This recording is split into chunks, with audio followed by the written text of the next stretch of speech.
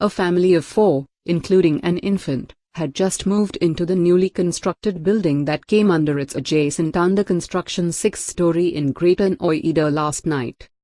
The housewarming party on Saturday was attended by their extended family and friends. Most of the guests had left and the host, his mother, wife and an infant daughter were at home when the next-door structure came crashing down. 24 hours since the collapse, a woman and a child's bodies are amongst the 7 recovered so far.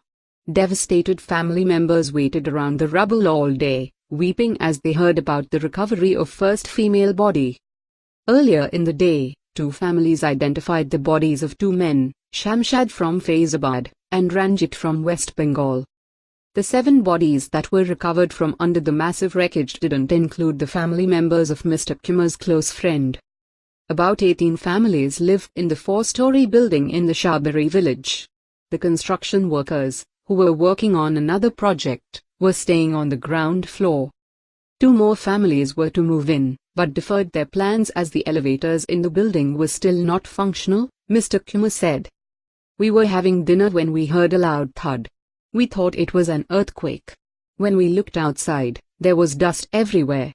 Then we saw the top floors of the building collapsing," Mintu Decker, who lives in the neighborhood, said. About 15 persons are expected to be trapped under the rubble.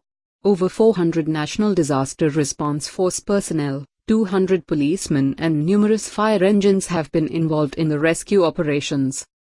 The NDRF is using sniffer dogs, sensors and cameras to search for people while cranes are clearing the rubble.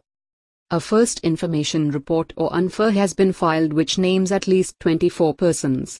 4 people, including the man who owned the under-construction site, have already been arrested. Uttar Pradesh Chief Minister Yogi Adityanath has announced compensation for the victims and asked the Gautam Budh Nagar